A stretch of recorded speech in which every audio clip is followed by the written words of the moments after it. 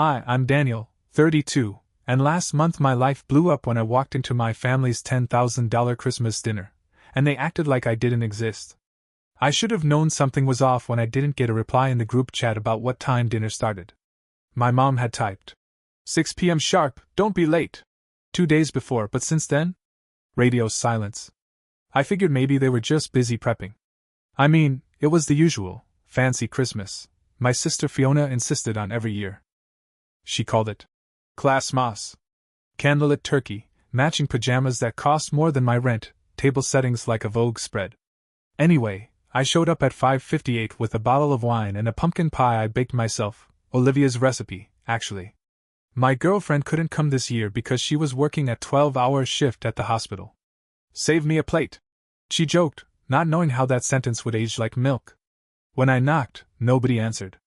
I rang the doorbell. Still nothing. Then I tried the knob. It was unlocked. So I let myself in, calling, "Hello? Merry Christmas?" That's when I saw them. Fiona, Mom, Dad, Uncle Ron, my cousin Ava, and even Fiona's new fiancé Marcus. Everyone was already sitting at the long candlelit table, champagne flutes in hand, mid-toast. Nobody looked up. I blinked. Hi. Finally, Fiona turned her head. She was in some silk-looking emerald dress with feathers on the sleeves, her blonde hair swept up like she was at the Met Gala. "Oh," she said, with an expression like she'd just seen a raccoon walk in wearing a tie. "You actually came." My mom just stared at her wineglass. My dad cleared his throat and muttered, "Thought you said he couldn't make it." And that's when it hit me. They hadn't forgotten me. They didn't expect me. They didn't want me. I slowly set the pie down on the sideboard next to a pile of gifts wrapped in Cartier ribbon. "No worries," I said, forcing a smile so hard my face hurt. "Guess I'll just grab a plate and—" "There's no seat," Fiona cut in sharply.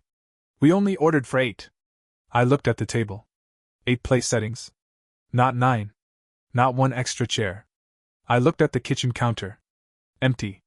No extra food waiting. They had not made room for me. I swallowed. "Okay. So, what, you just assumed I wouldn't come?" Fiona tilted her head, faux sympathy in her voice. "Daniel, you always say you're busy or that you're saving money or whatever. We just figured you'd skip again like last year." "I skipped last year because I had COVID." "Well," she said with a tight smile, "at least now you're healthy." Then she turned back to Marcus and whispered something that made him smirk. I stood there for another moment, looking around at the family I'd grown up with, now acting like I was an uninvited guest at my own bloodline. And that's when Grandpa Jack walked in from the den, wearing a sweater that said, "I'm not old. I'm vintage." He looked at me, then at the table, then back at me. "What the hell is this?" Fiona jumped in. "Oh, Grandpa, Daniel just dropped by unannounced, but it's okay, we've got everything under control." Grandpa's eyes narrowed. Then he said the sentence that would end up blowing up Fiona's entire life. "Daniel, come sit in my chair." The table fell silent. Fiona's smile froze. My dad turned a shade of white I didn't know existed. But I didn't move. "Grandpa," I said quietly, "it's okay." He didn't blink. "It's not." He took his champagne glass, poured it into a potted plant, and said, "Let's have a chat in the garage." "Right now?" Fiona laughed nervously. "Dad, can we just eat?" "Shut up, Fiona." He turned on his heel. And I followed him out, pie still untouched on the counter. The garage was freezing. Grandpa Jack didn't even turn on the heater. He just stood there next to his old Mustang, the one he's been restoring for 20 years, and pulled a cigar out of his pocket like this was a war room briefing and not a family dinner gone nuclear. "You okay, kid?" he asked, lighting it without waiting for an answer. I nodded, even though I wasn't. "I mean, sure," I said. "Totally normal Christmas. Brought a pie to a table I wasn't invited to. Got told I didn't exist. Love that for me." He puffed a cloud of smoke and looked at me through it. "I told your sister last week that you were coming. Guess she decided I wasn't. She thinks she runs the damn family now. All because Marcus has that app thing that made some cash during COVID." "You mean that crypto dog walking thing?" "Yeah. The one that got subpoenaed by the SEC last month." I blinked. "Wait, what?" Jack raised his eyebrows. "You didn't know?" "Of course you didn't." Because Fiona's too busy playing queen to admit her castle's built on sand. He started pacing, cigar clenched between his teeth. I've been watching this little show they're putting on. Fiona acting like she's the heir to the family fortune. Your parents just nodding along like bobbleheads. Everyone pretending this fake status matters more than blood. I stayed quiet. Because he was right. For the past 5 years, I'd been treated like the family's cautionary tale. The guy who lived modestly. Who didn't own a luxury car or take ski vacations or post about networking with thought leaders. On LinkedIn. I just had a job. A girlfriend. A rented townhouse. A 2013 Subaru. And apparently, that was unforgivable. Daniel, Grandpa said, turning to face me. I need you to tell me the truth now. How bad was it last year? I paused. You mean Christmas? No, he said. I mean the past year. Everything. So I told him. Everything. About how Fiona had accidentally left me off the family group gift. How she posted a photo of everyone on Thanksgiving with the caption, "The whole fam," even though I'd been homesick in the next room. How Mom had told me to try not to be so sensitive.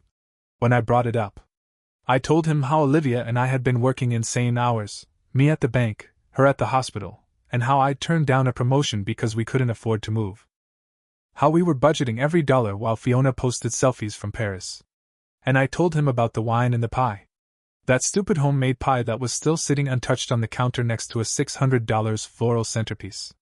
Jack didn't say a word for a long time.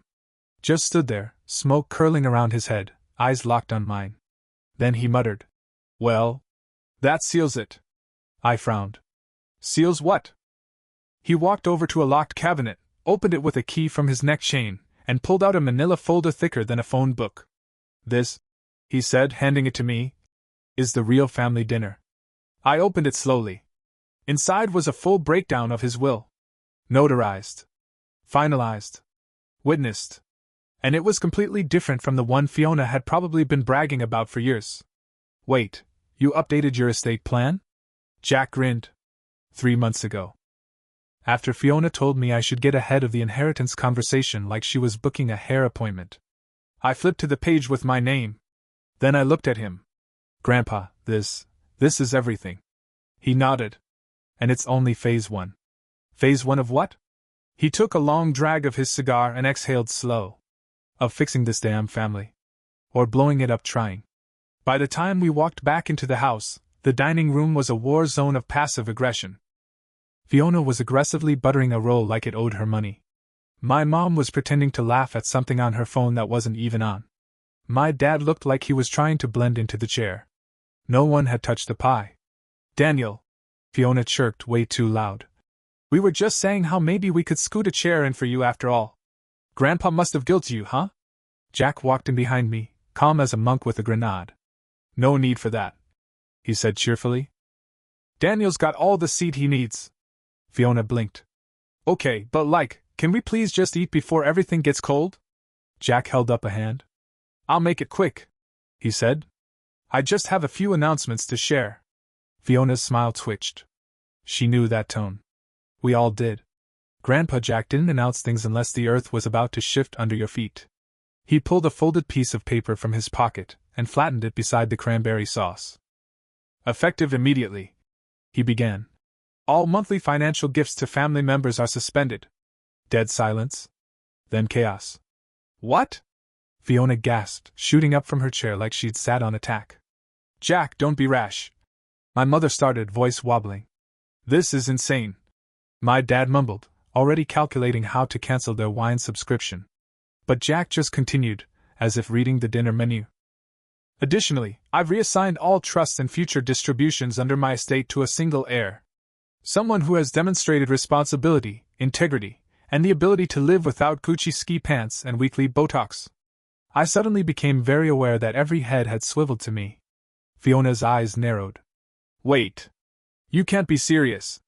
"Oh, I'm very serious," Jack replied, folding the paper back up. "Daniel's getting everything." "Everything?" she screeched, her voice going full banshee. "He's the only one in this room who hasn't treated me like a debit card in a sweater." But what about Marcus and I? What about the twins? You said you wanted to invest in the future. Jack turned to her, deadpan. Exactly. That's why I'm investing in the only future in this room that isn't drowning in leased cars, fake influencers, and motivational quote mugs. You can't do this, Fiona yelled. We're your family. Jack leaned forward, elbows on the table. You know what, Fiona? You're right. Families should be treated better than this. Which is why Daniel deserves more than the scraps of your attention and the honor of being your seasonal punching bag. Then he stood. Dinner's over. And with that, he walked out of his own damn house. Fiona burst into tears. My mom fanned herself like she was about to faint. My dad stood up, muttered something about needing air, and left through the side door. I just sat there, blinking, still holding the wine and the pie. That's when Marcus stood up too, calmly, like none of this surprised him. He leaned down and whispered in Fiona's ear. And I swear to God, her face cracked in half. What do you mean you're leaving? He didn't even look back. I heard the door click behind him. It took Fiona 3 full minutes to realize Marcus wasn't coming back. She stood frozen at the head of the table, still clutching her champagne glass like it was the only thing keeping her from falling apart completely. Then, in true Fiona fashion, she did what she always does when she loses control. She tried to rewrite the story.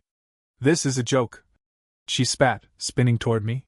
Grandpa's just trying to punish me. You think this is real? That you're suddenly the golden child because you showed up with some off-brand pie and a guilt trip? Off-brand pie. Olivia's recipe. That was the moment I knew I would never forgive her. No, I said calmly. I think it's real because Grandpa spent 6 hours with a lawyer drafting the paperwork. He showed me the notarized copies.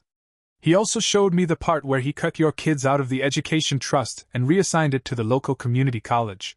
You're lying. Am I? I pulled out my phone and tapped open the email Jack had sent me yesterday, subject line, in case she throws a tantrum, and turned it toward her. Fiona's eyes scanned the document. The blood drained from her face like someone had hit the flush button on her soul. This is illegal, she muttered. He can't change everything without warning. He can, and he did, I said. Turns out being the only family member who knows how to use Excel finally paid off. She sank into her chair, stunned. For the first time in my life, Fiona was speechless. Her whole identity, her curated social feed, the luxury lifestyle, the condescending little smiles she wore like jewelry, was unraveling in real time. My mom broke the silence with a voice so brittle I almost felt bad. Daniel, sweetheart, maybe we all got a little carried away. You know how Fiona gets. Stop, I said. It came out sharper than I expected. But I didn't back down. You all let this happen. Year after year. You watched her treat me like I didn't matter, and instead of stopping it, you played along. You laughed at the jokes. You let her rewrite the rules. And now you want to act shocked? We didn't mean to. You did. You meant every time you looked away. Mom's eyes welled up. My dad, silent this whole time, finally stood and said the most dad thing ever. All right, well, I think we should all just take a breath and maybe revisit this whole thing after the holidays. I laughed. I actually laughed. There's no after the holidays anymore, Dad. This was the holiday. And you all missed it. I picked up the pie. My pie. Olivia's pie. And I walked it over to the trash. Fiona winced like I was smashing her wedding china. Then I looked around one more time, at the people who had once been my whole world and now looked like strangers at the end of a failed dinner party. I'm going home, I said. Wait, my mom whispered. What do we tell Grandpa? I turned at the doorway, the cold air from outside sweeping into the room like the first breeze of a new season. Tell him the real family sends their regards. And then I left. For real this time. I didn't even make it to the car before my phone started blowing up. Unknown number. You don't understand what you've done. Mom, can we please talk tomorrow? I didn't know it was this serious. Fiona, I hope you enjoy your money, you selfish traitor. That last one was immediately followed by another. Fiona. And that pie looked dry anyway. I stared at the screen for a second, shook my head, and finally turned the whole thing off. I drove home in silence, the pie gone, the wine unopened, and Christmas ruined, or so I thought. When I walked in, Olivia was on the couch in scrubs, eating peanut butter toast and half asleep with our cat on her lap. She blinked at me. Back already? They forgot I existed, I said, tossing my keys in the bowl. Well, until Grandpa made his speech, nuked the family finances, and handed me the keys to the kingdom. Olivia raised an eyebrow. Wait, what? I flopped down beside her and explained everything. The table without a place for me. The pie insult. The Marcus vanishing act. Grandpa's surprise inheritance twist. Fiona's meltdown. My mom trying to gaslight reality like it was a hobby. And when I finished, Olivia just stared at me. Then she slowly started clapping. You're telling me that you went to this train wreck of a Christmas dinner, got ambushed, turned it into a hostile corporate takeover, and left with a moral victory and the family fortune? I shrugged. Basically. She reached over and kissed me. That's the hottest thing you've ever done. We laughed. For the first time all day, I actually felt okay. But the next morning, I got an email that changed everything again. Subject: formal notice, executor authorization required. It was from Grandpa's attorney. Short and to the point. Mr. Daniel Gray, as newly appointed executor of the Jack T. Gray estate, you are now authorized to oversee and administer all legal and financial directives outlined in the revised documentation, effective immediately. Please contact our office to arrange next steps regarding disbursement, property transitions, and all relevant fiduciary responsibilities. Executor. Not just the main heir. Executor. Which meant, oh no. I didn't just inherit the family fortune. I inherited the job of managing it. And all the people who were now absolutely going to come crawling back. 10 minutes later, the text resumed. Mom, your father and I are worried about our medication co-pays.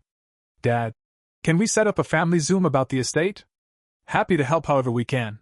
Fiona, are you really going to leave the twins homeless? Do you have any soul left? I put the phone down, stared at the ceiling, and said aloud, oh God. I've become the family's customer service line. Olivia poked her head in. You okay? I turned to her slowly. I think I've just been promoted to CEO of Dysfunction Incorporated. She grinned. Well, good luck with that, boss man. I sighed. Because as satisfying as the takedown had been, the fallout was just getting started. 2 days later, I found myself sitting across from Grandpa Jack again, this time in a downtown law office that smelled like old leather and judgment. He was sipping coffee out of a mug that said, retired, not expired, while the attorney, a pinched little guy named Liano with no upper lip, walked me through the many responsibilities I had just inherited. Mr. Gray, Liano said, adjusting his tiny glasses, you now oversee the disbursement of funds, the transfer of assets, and enforcement of any stipulations outlined in your grandfather's estate plan. I nodded, trying to look like someone who had a clue. And there are stipulations, Liano added, tapping a large manila envelope, particularly regarding certain individuals who may attempt to circumvent the process. Fiona, Grandpa said, not even pretending. Liano slid a stack of papers across the desk. Let me be clear, you are under no obligation to give anyone in the family a dime outside of what's already defined. However, per Mr. Gray's wishes, you may offer conditional microgrants for emergencies, at your sole discretion. I blinked. Microgrants? Grandpa chuckled. Think of it as a pop quiz in humility. That's when Liano handed me a folder labeled Family Communications Protocol. I opened it, confused, only to find scripts. Actual scripts. Response templates for common situations like relative attempts guilt trip using childhood nostalgia. Relative makes sudden religious appeal. Relative claims spouse was solely responsible for past behavior. Relative offers to sell pyramid scheme buy-in as investment opportunity. Each one came with a recommended response, ranging from politely decline to refer to attorney, do not engage. Did you write these? I asked Grandpa. He sipped his coffee. Some of them. The rest were adapted from dealing with contractors. That night, I went home with a migraine and a mission, set boundaries. But Fiona had other plans. At 9:17 p.m., there was a knock on the door. Olivia peeked through the blinds. Daniel. She brought a cake. I opened the door slowly. There was Fiona. In yoga pants, a scarf clearly chosen to look modest, and holding a Tupperware labeled Peace Cake. What the hell is peace cake? I asked. She smiled sweetly. It's German chocolate. I googled your favorite. I've never liked German chocolate. Well, you look like someone who would. She snapped, then immediately reset her face. Sorry. That was the old me. I sighed. What do you want, Fiona? She stepped inside like she owned the place and sat on the couch. I've been thinking. A lot. And I just wanted to say I'm sorry. For? For everything. For Christmas. For the ski trip. For that time in 3rd grade when I told everyone you still wet the bed. You mean the time I didn't, and you put water on my sheets to make it look like I did? She looked away. Wow, you really hang on to things. Fiona. Okay, fine. She snapped, then caught herself. I mean, yes. I've made mistakes. But now I'm trying to rebuild. For my boys. For our family. And I just thought, maybe you'd consider a small loan. Just to get us through the transition. I stared at her. You're wearing a $300 scarf. Her eyes darted. It's a dupe. Your phone case says Gucci. She covered it with her hand. It's metaphorical. I'm not giving you money.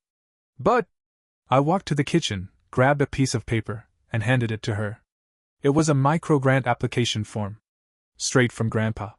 With questions like, explain how this emergency resulted from responsible planning. Attach proof of employment and current credit card statements. Describe, in 500 words, what humility means to you. She stared at it like it was printed in Klingon. You're joking. I smiled. Welcome to the new family business. She stormed out, piece cake in hand, muttering about how I was a spreadsheet with legs. But I didn't care. Because for the first time in my life, I wasn't the family disappointment. I was the standard. 3 weeks later, the consequences hit like an avalanche. It started with a voicemail from my mother that was half sob, half monologue, mostly about how this family is disintegrating, Daniel, and you're just letting it happen. She also included the phrase, we raised you better than this, which was impressive coming from someone who once told me my honor roll certificate was a cute hobby. Then came the petition. No joke, Fiona actually sent me a typed, signed family request for reinstatement of support. She'd gotten my parents to sign it, too, along with Uncle Ron, who I hadn't seen since he tried to sell me crypto at Grandpa's funeral. Attached to the petition were PowerPoint slides. Yes, slides. Slide 1. The value of forgiveness. Slide 2. How Daniel can uplift the family brand. Slide 3. Legacy isn't a one-man game, why shared wealth matters. There was even a pie chart, labeled Projected Emotional Return on Investment, with a suspiciously large slice labeled Christmas Spirit. Olivia spit water across the table when she saw that one. They're trying to pitch you into giving them money? They think I'm running a startup. It's like I'm Shark Tank, but with trauma. I sent Fiona a formal response. 3 lines. Thank you for your submission. At this time, the board has decided not to invest. Please consider revising your presentation with less entitlement and more reality. She didn't reply. But 2 days later Marcus did. Oh yes, Marcus. He emailed me directly, subject line. From one man to another. I opened it expecting either a threat or a grovel. It was both. Hey man, I know we've had our differences, and I get that Christmas wasn't our best moment. But I think we could really benefit from a fresh start. I have a new opportunity coming up, a waterfront condo flip in Tampa, and I'd be willing to cut you in on the ground floor. Just $25,000 buy-in. Think about it. I stared at the screen. Then I called Grandpa. You are not going to believe this. He laughed so hard I thought he might pass out. Tell him you'll invest if he agrees to submit to a polygraph while reciting his net worth. Tempting. In the weeks that followed, the rest of the family slowly imploded. My dad unretired and started working part-time at a hardware store. Mom took a seasonal job at the grocery deli. Fiona had to sell her leased BMW and now drives a used Kia with a taped-up bumper. She posted about it once on Instagram with the caption, humbled and healing. The comeback will be bigger than the setback. There was no comeback. Not when she got booted from her last influencer brand deal for failing to disclose sponsored content. Not when Marcus's real estate venture also fell through after he got sued for breach of contract. Not when their kids had to transfer from that elite private school to public, and Fiona had the nerve to call me and say, do you know what that's like, Daniel? I had to pack them peanut butter sandwiches in Ziplocs. I offered to Venmo her $3 for a box of Tupperware. She hung up on me. The final straw came when Grandpa formally updated the family trust with a public addendum, a letter he asked to be read aloud at the next holiday gathering. It said, "To any future descendants reading this, wealth is not a right. It is a reward for those who value hard work, humility, and honor. Don't be like Fiona," she cried. My mom threatened legal action. My dad just asked if I could help him fill out his tax return. I told him I'd consider it. Once he apologized for every Christmas where I was treated like a side character in my own family. He hung up too. And I realized this was peace. Not the loud, celebratory kind. The quiet kind. The kind where nobody was shouting over you anymore. Where nobody was pretending you owed them your dignity just to keep the family functioning. Where you finally got to sit at the table, and it was your table now. 9 months later, they're broke, quiet, and distant. I'm thriving, peaceful, finally respected. Olivia and I just closed on our first home. No drama. No guilt. Just freedom. Funny how being excluded was the best gift they ever gave me.